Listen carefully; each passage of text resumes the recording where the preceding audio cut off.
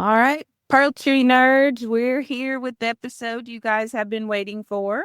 We have a special guest today, a poultry veterinarian, Dr. Teresa Morishita. Welcome, Dr. Morishita. How are you?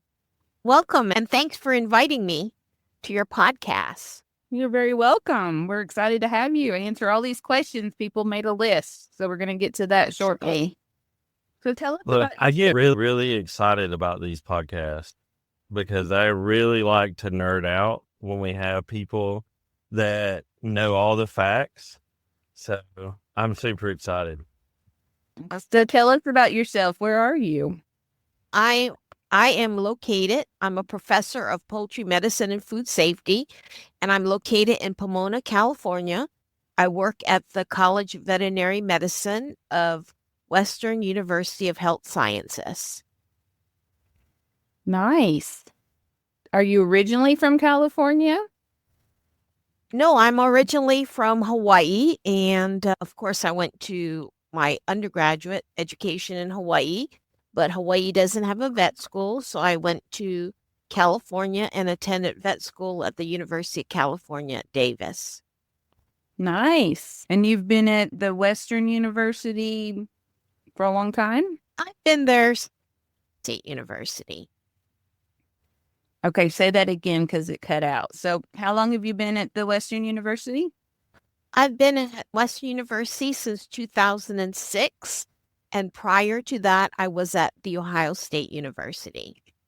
We've asked you to come on today to answer all the questions about the bird flu. Okay, I'll do my best. Now, we're talking about the backyard people, not like commercial stuff.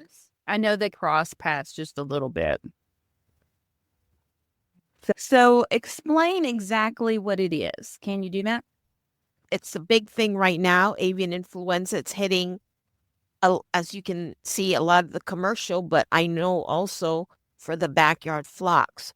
So basically, avian influenza is caused by a type of disease agent called a virus, and it's called the avian influenza virus. Some of you may have heard like the name H5N1. So that just tells you the specific type of virus that's involved in this disease. Can I interrupt you for 1 second? So explain to me what the H, the 5, the N, and the 1 all stands for. Okay. The virus, let's think of it as an orange. Okay. And on the surface of these orange are all these different types of protein. So the H stands for a type of protein called hemagglutinin. And so let's just say it's represented by, have you ever heard of those pomander balls, like orange? And sometimes during Christmas, people stick cloves all over it to have that kind of scent in the house for Christmas time. Right. So just think of this clove as one little protein spike. So you stick it in the orange and they're all over the orange surface. So that's the hemagglutinin protein. And then the other protein that's important in classifying the influenza virus is like let's say a nail. Could be a flathead nail or something, right? And those represent another type of protein called neuraminidase. And those are all on the surface of the orange. Now, there are different types of patterns. There's 16 different types of this clove type inserts on the orange. And then there are 9 different possible types. So the type that we see that is happening throughout the United States is the type 5 of the hemagglutinin protein, and the other one is the neuraminidase, so that's type 1. Okay, so that's H5N1. That's how you name the influenza virus, and that's important because we have a lot of researchers there that are, especially the United States Department of Agriculture, they're looking at the different types and how they're spread. And you notice that there's another one in Mississippi that was found, right? I didn't notice, but I believe the H7N9, right? Yeah, they found the H7 there. Yeah, so that's the number 7 of the hemagglutinin. See, so the common one was 8. The one that we see is H5. So remember, I told you there's 16 different types. So that's the H7 on that one. And these viruses, they can reassort different ones. And we find that some of those patterns, like the H5N1, we call that highly pathogenic. That means it causes a lot of disease when it happens in poultry. So that's what we're worried about. You'll also hear the term low pathogenic, and those viruses actually can be carried, the different assortments, not the H5N1 variety, but maybe some other numbers. And they can be carried in like waterfowl, and they don't even show any signs at all. The birds are healthy. We call that low pathogenic. But because the viruses always mutate, then we have to watch out that those low pathogenic ones do not become high pathogenic. So in the past, if you find a flock that is a low pathogenic or any avian influenza, they normally will remove it to try and protect the rest of the flocks in the nation. So if I'm doing some quick math on the top of my head, if the H has 16 variety patterns and the N has 9, then that's roughly 150 options. Does that sound right? Yeah, so a virus can be H1, and it can be N1 and 2 and 3 and 4 and 5 and 6 and 7, 8 and 9. Then you go to H2, and that can have the same thing. If you've got the calculator, yes. Yeah, so that's roughly 150 or so. So is it still mutating? Could it be 200 different options next year? No, so far we find that there are 16 H-type and 9 N-type.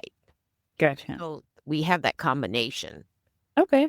And All right. those protein, why are we looking at the protein? Because those proteins help the virus once it gets into the body, can get to the body. These helps it. That's why those are important surface proteins on the virus. Gotcha. Okay, so let's talk about how it spreads then. So it's being spread through wild birds. Yes, the original H5N1, we know that waterfowl were the initial carriers. But not only traditionally the waterfowl are, and they can carry the pathogenic ones and they can carry non-pathogenic. They're just a source of the influenza, and that's their normal host. But when they have the very virulent one, that's when it can have die-offs in the waterfowl flock, and it can spread to other bird species. And actually, we see them in other mammals as well, too. But I want to also know that we think waterfowls are bad, but initially when we had the H5N1, they also found that other shorebirds could also be important in the transmission, especially near the Great Lakes. They had like seagulls and that were found to be positive. If you're doing any type of activity and you see these birds, so one of the things like as part of the education and preventing that, if you like hunting ducks, that's good. If you like that activity. If you like boating or you like bird watching, you're going to go into these areas. So you have to be very cautious that if you wear clothes or your boots or shoes in that area, you don't want to use that same shoes in your poultry, right? Because that's going to bring potential disease agents like this avian influenza to your flocks. So we have to watch the types of activities that we don't inadvertently bring disease in. So think about where the sources are. And I remember being in certain areas, there's a lot of Canada geese that stay in that area, and maybe waterfowl that are in ponds, and maybe you go in a family picnic or something and you're running around and you can't help but step in waterfowl poop, right? Mm-hmm. Because sometimes they're all over.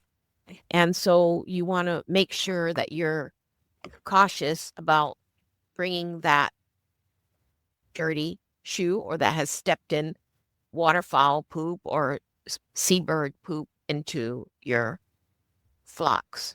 Okay, so that's one of the things we think about for biosecurity. What about when they just fly over? Like I have land, and we have a huge flock of Canadian geese that live on the property behind it. So they're always flying over. Yes, that's another way. When we think about how does our farm get these germs in? So one of it is that we go out and we bring it back, right? And we always know that shoes and clothing can be one source. The other one is you're talking about the environment. So look at your environment.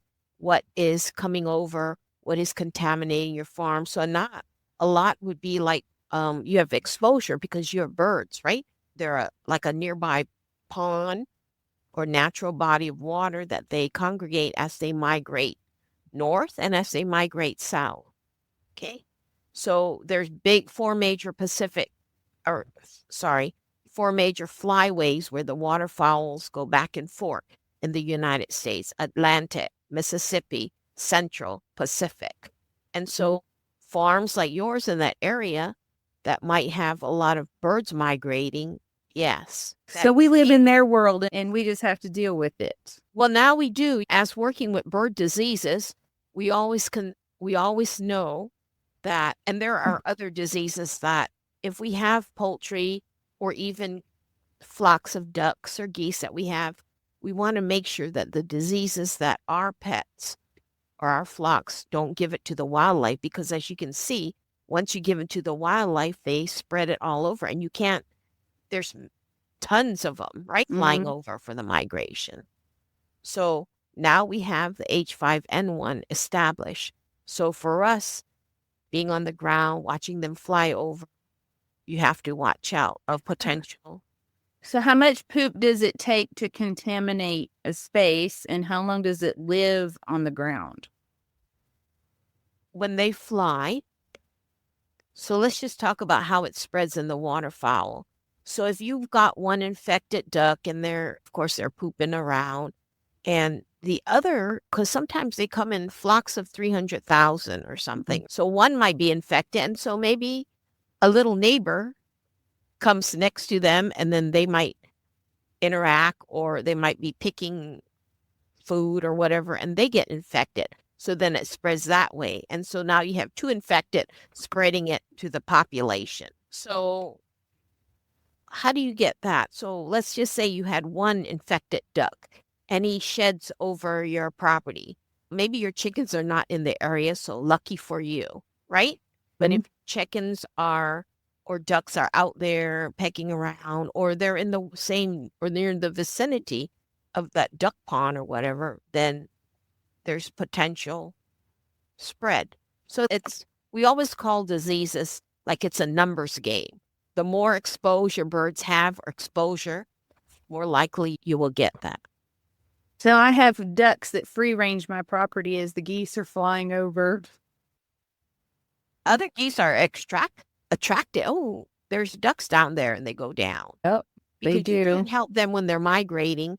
They're coming up long distances. They're going to look for ponds, a place to rest, a place to eat, until I go further up on my journey. So that's why they say if you have natural ponds and stuff, it's hard. So we know, like for some zoos that have a lot of these natural birds, some people have even, unfortunately, they've closed the ponds, but that's hard for migrating birds. So they've closed the ponds, or have trained dogs that chase the Canada geese away or the waterfowl away. I have. Others have tactics to make it a non-pleasant things. So some of the things that, how can we work with nature when they migrate and yet protect our flocks? And some people have put like things way far away so the birds go at a further distance and don't come near like commercial or backyard flocks. But it's harder for backyard owners because they're everywhere. But I know, like for commercial, we don't want to have like artificial ponds or whatever that may attract wildlife. Interesting. Yeah, that's interesting. Okay, so let's talk about symptoms now. Some people concerned about early warning signs. Now, I'm known for being blunt and when people meet me and stuff. And so somebody asks me what's an early warning sign, and I typically just say they're dead.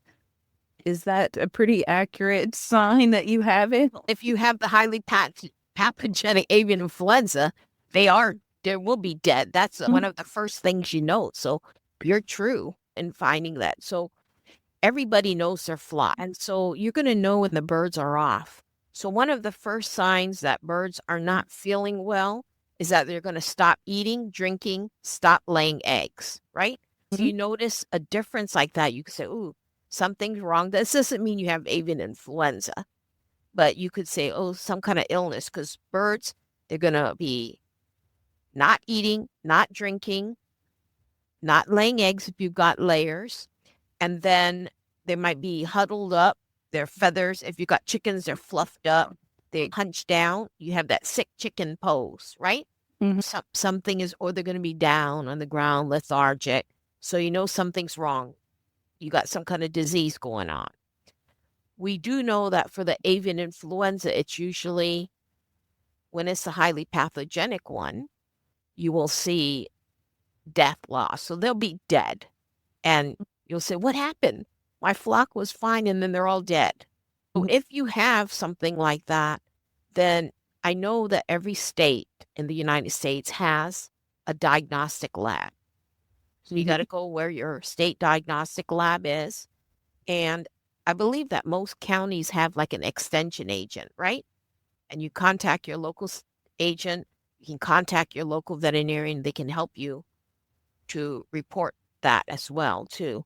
But we do want to catch potential outbreaks right away. So what will happen is that we can suspect avian influenza, and then they'll have people that come out and test it to see if it is or not. Okay. So you probably don't want to go in there and say, oh, I want to see it. Now you open the birds up. Probably not when you see a lot of dead, and you want to have somebody trained to do that. Will the state come in and eradicate your whole flock if they find that you have it? Currently, that was the procedure, because these are all, we have to call our state and the federal veterinarian to be involved, and they work on it. Now, it's hard. Yes, they have to get rid of that, because the principle of that is that if they get rid of sources, then it won't go to your neighbor's farm and spread. We're seeing more and more. That's why in the early part of the H5, and even now, you'll see a lot of depopulation, especially in the larger farms, because they're trying to control that spread to other farms or to backyard poultry flocks. And that's a hard thing for the backyard poultry, because you bond with your birds too. And some of you have grown your birds, especially the exhibition poultry, certain genetic things that you have, right? Oh, yeah. You Does know, it pass vertically through the egg? No, this is more, it can, but this is more respiratory. Okay. And I didn't finish with the signs, but the main one's with The main one's dead, right? respiratory. Well, dead, but if you see them alive, they're going to have severe respiratory, so hard time breathing with the open mouth, right? And then it also passes through the intestines, so the feces, and in the more severe forms, you can see them bloody diarrhea. So that mimics a lot of other diseases, though, those symptoms. Yeah. Yeah. So what if you had, and I'm just going And to, coughing out blood. And then Oh. the third one is neurologic signs. So their head will be twisting, like we call that, like a stargazing, like their head is twisted. okay. So Okay. the avian influenza has 3 clinical forms. Neurologic, which are head twisting up. They have the digestive issues, and then they have respiratory. They can have one or all 3.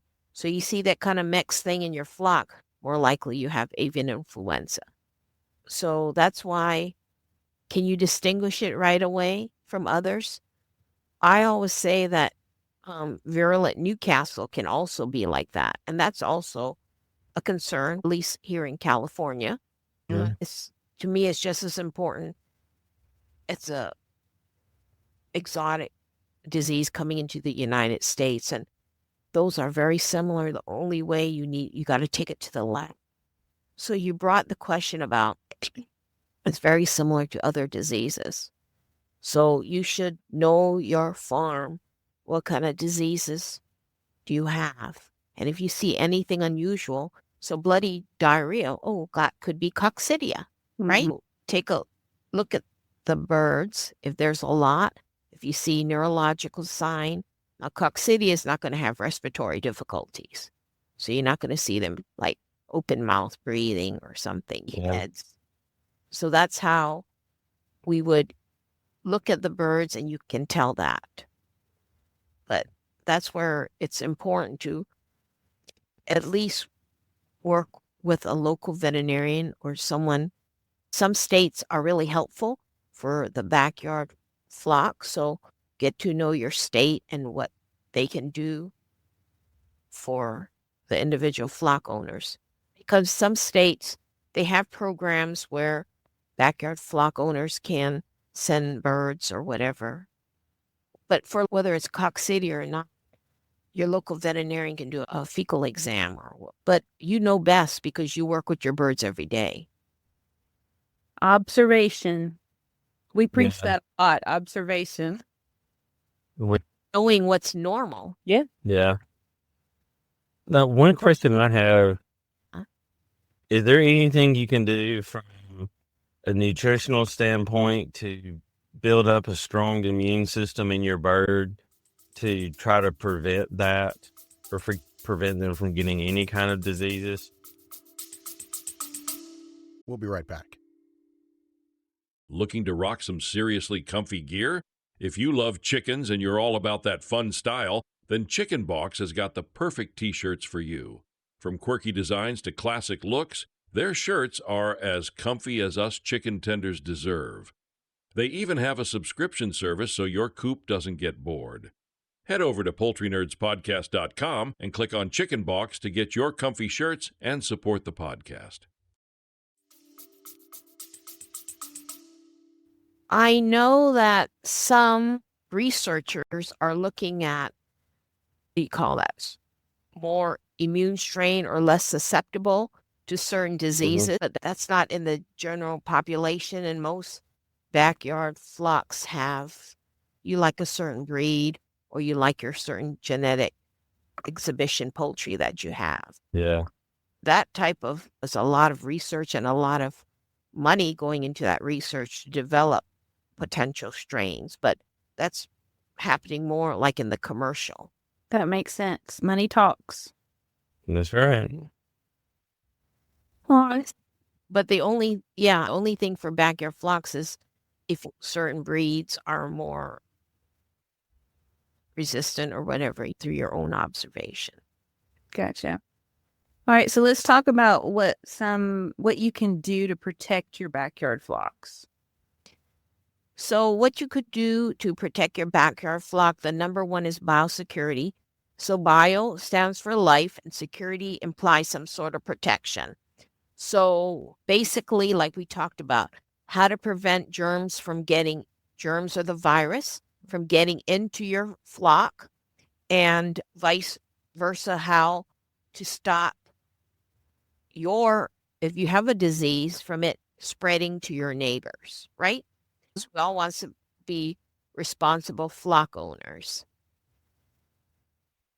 So we talked about being conscious of what we do and what kind of activities we do. And we want to make sure that whatever clothes we wear and shoes are clean when we're dealing with our animals, right? That's number one.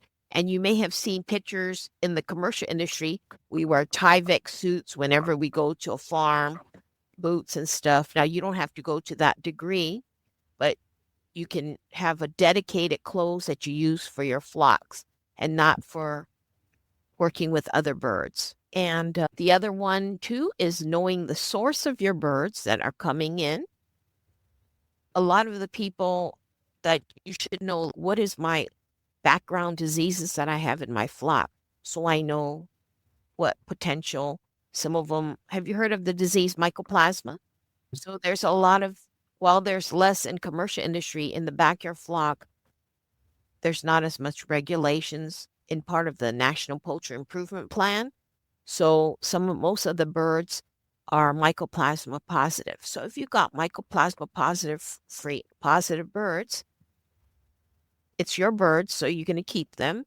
But you have to realize that I might have to be more careful of how I house my birds at night, that I want to make sure that there's enough ventilation, that especially in the wintertime, there's not ammonia buildup that can cause, or the mycoplasma can exacerbate that, and they will get like more prone to respiratory diseases.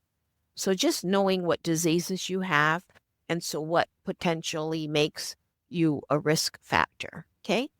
So knowing your birds, trying to get the best source that you can, feeding them good quality food, because we do know, and probably Carrie knows as a nutritionist, if you don't give good food quality, their immune system, they can't fully develop their immune system as well, right? And clean water, always clean water, because if you don't keep your water at shoulder level for birds, they have a tendency, they can poop in it, and whatever that bird has, whatever disease, can spread through the flock. So you want to make sure that your water is lifted at least shoulder high for the chickens, so that they can drink without pooping in that container.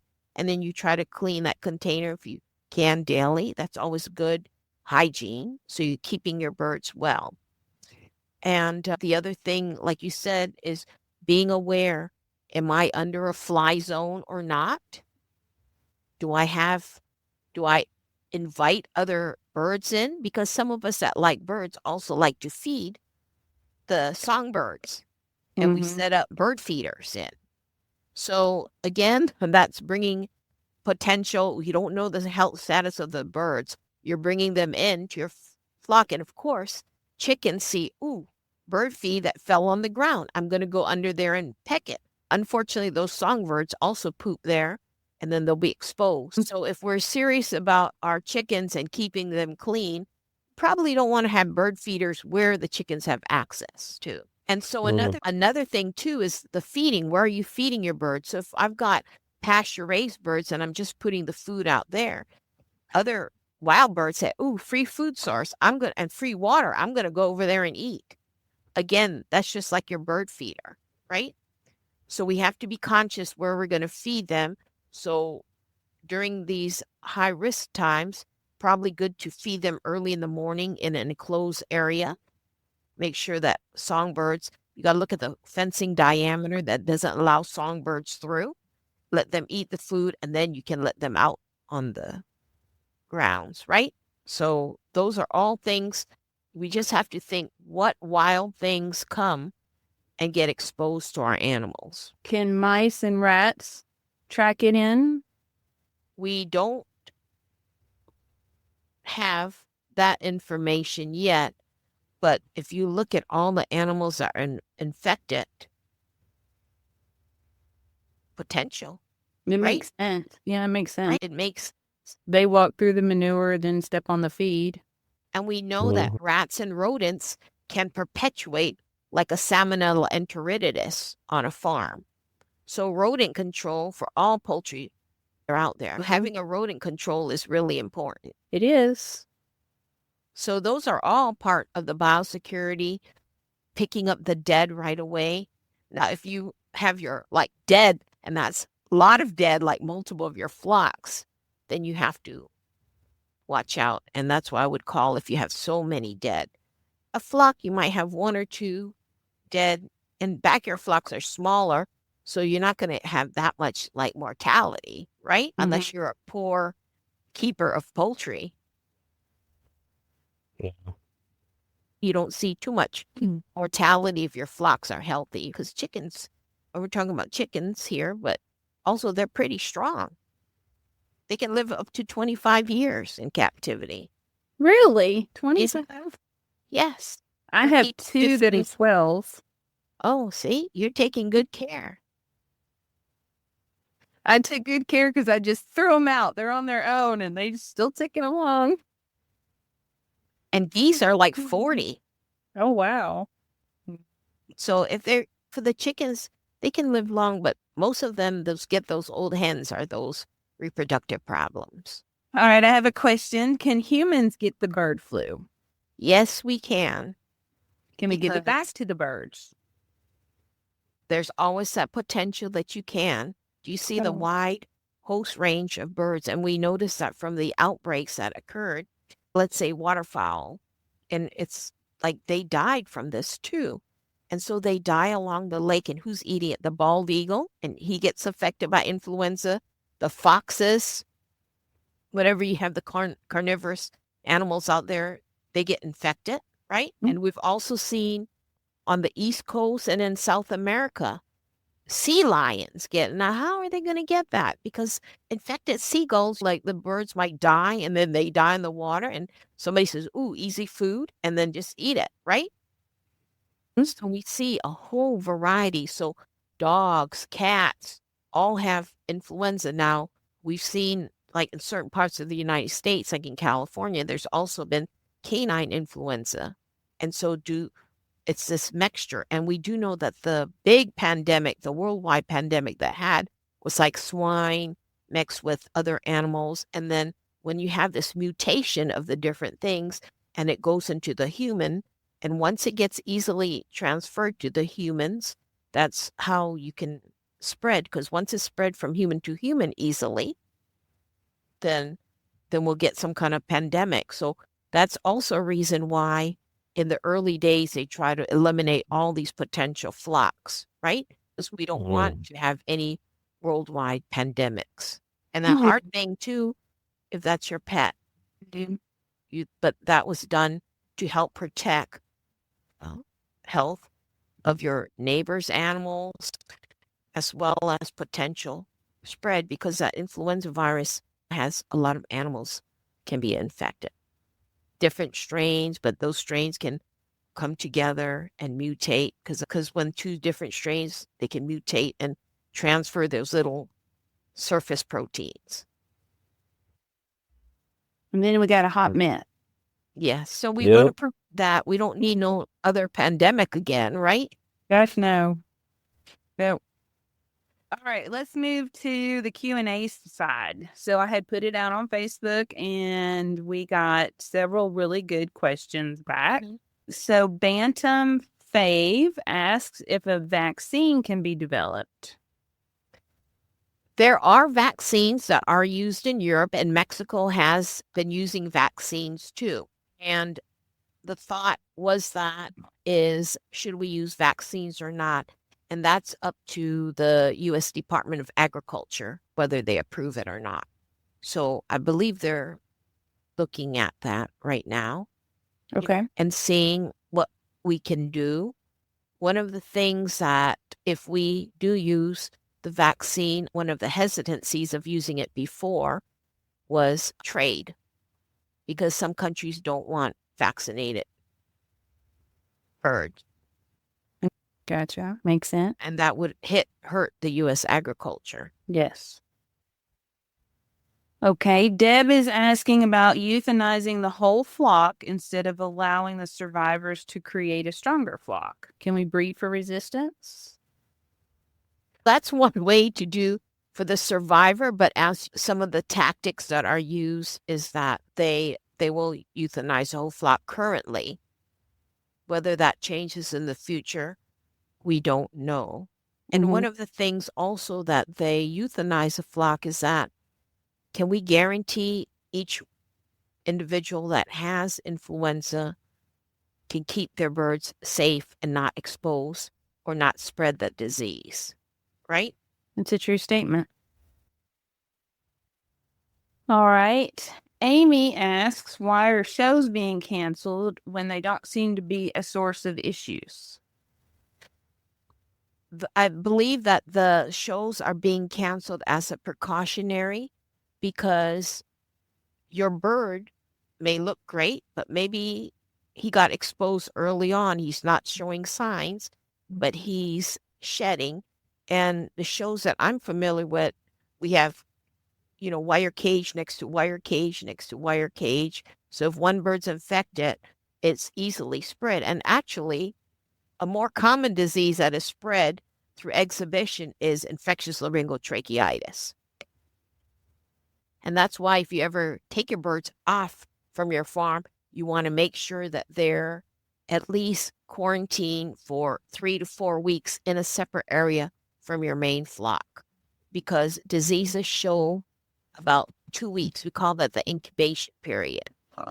So the best is to keep them isolated. You work with them last so that your main flock doesn't get infected. All right. I had 2 other questions, but I think we already answered those. So Michael wants to know how that you can develop a flock health program for yourself. Would that just be the biosecurity? No, I would say for all flocks is that you work with someone local and you try to know, what diseases do I have? And you go, just like how we go to the doctors and we might take a whole physical exam to know what's in your flock. When you know what's in your flock, you know what you can vaccinate for, you know what, you might have worms, you might have coccidia, you know what that is. So we always say, whenever you're getting new birds, keep them in quarantine and run them for all these diseases. Because what I will say, let's say worms or mites and lice, it's a big headache once you get that into your farm to have to treat them all the time, because the roundworm egg can live in the soil a very long time. Yeah. And so easily, once you get it, you're going to have to treat your future flocks that way. And treating is money, right? So the better is to know what you're coming in. Unfortunately, you have to spend that, work with somebody to get if they're positive for worms or not. And if there are no worms or whatever, then you can have them with the rest of your flock. So you got to know, you have to know which is for, you said Michael, right? I was asking that question. So knowing what you have in your flock is most important, knowing that you don't bring it in. So there is testing periodic that you want to do. Okay. And there's no greater time than like some of the labs, especially those states that have big poultry industries there. They help subsidize some of the backyard flocks so that they can run, so that they will know what's in their state too. So the cost might be much less. Oh, that's good information. All right. Craig is asking, how is it getting into the commercial flocks with all of their biosecurity? Probably the same way that our farms, if they're on a migratory flyway, they have very good biosecurity. Biosecurity is only as strong as the workers or help that you get on that farm. And then we have to be cognizant, like we mentioned before, are there activities that I do that might not be good? You're only as strong as your weakest link, right? That's right. All right. Kristen wants to know if it can jump to other animals like goats or rabbits. And you said yes, right? Yeah, I don't know about rabbits yet, but because maybe they don't get exposed, they don't eat birds or like carcasses. Ah, gotcha. So like we were talking about rodents might probably eat some dead bird. Yeah, I happen to know Kristen, and so she probably keeps her rabbits up on wire and hutches because she shows. So there's a lot of crossover between showing chickens and showing rabbits. So just good hand washing and keeping clean stuff, probably the best thing you can do. Yeah. And their food source is not like some infected bird. We don't have birds, like they say, a lot of like on a pond. When the birds take off, they fly and they flutter their wings, right? And that aerosolizes a lot of the water. That's very similar. So you got a lot of water. So that's how all the birds can be infected. And if you think about like in a dairy operation, all the cows come in to milk. There's a lot of water because somebody's got to wash that udder down, right? And there's a lot of aerosolization in there too. So that's probably why when that outbreak in dairy cattle, you can see a lot of the workers in there because they're exposed to that. All right. Homestead Matters is asking, what is the reasonable threat of it happening in a backyard flock? Oh, can I finish out about that different animals? So we mentioned, somebody said goats, but I believe that there was a most recent report in England that they also found that now in sheep. It's in Europe. Yeah. Possible. Possible, yeah. Because they're eating the grass that maybe birds had pooped on. Makes sense. I'm sorry, what was the next question? What is the reasonable threat of it happening in a backyard flock? Is there a percentage? I don't know. I could actually see a percentage because it depends on your risk factor for each individual farm. If I had some birds in my backyard, then I probably have a low risk because I'm in like an urban setting. We have no flyway here. So if you lived along the Mississippi River, your threat would be higher than if you lived in the desert. Probably. Makes sense. Yeah, makes perfect sense. I think there was one more, but I think we already answered it. It was about a vaccine. I think that was all of our questions. And I'm going to have to say something. I'm going to put it out here for the public record. I was of the opinion that you breed for resistance, but you have explained it in such a way that it makes sense. The depopulating. I'm going to have to say that. It's a sad thing, and we have to it's our flock that is affected, but if you think for the greater good. And that's why they always say, if you've got some unique genetic stock, you never want to keep them only in your farm. You might know a neighbor and you say, oh, here's my breed. Can you help me maintain this flock? So let's say you live in Tennessee and I live in California or something. You might, when you have your breed stock that you like, that's why they keep it at another place, a far location, not on the same site. If you've got this, so I know some people that were exhibition and they have 20 years they've been working with this breed that they've been the color pattern or whatever. So that's the safest thing. They always, we do that in the commercial breeder flocks. If there's certain breeders, they're located in different spots. You don't keep them all in one spot. Because if you got a disease, that kills it right there. But now that we have avian influenza, you got to be very careful because you can't be transferring things state line if you've got nearby, right? Because maybe they're resist something, so they should go through a quarantine period before they. And each state has a quarantine. Maybe that could be worked with transferring birds. But just to save all the. Because a lot of the backyard and exhibition people, they have saved their birds for a long time. So that's why biosecurity is most important, watching all the sources. Because you want to save your bird. You have some people that are their pets, so that's their individual human-animal bond. So, of course, you don't want to put that bird down. So that's why it's truly important that you do with biosecurity to protect them. Right? Yeah. Yeah. Yep. I want to say thank you for coming on the podcast today. I have thoroughly enjoyed this. Thank Me you. too. This is awesome. Thank I've you. learned a lot. Yeah. And you guys are doing a great job because we have to get this word out and to educate everyone about these issues to help prevent that. Good job. We hope to talk to you again in the future. Okay. Be happy to. All right. Thank you. Bye. Thanks. Bye.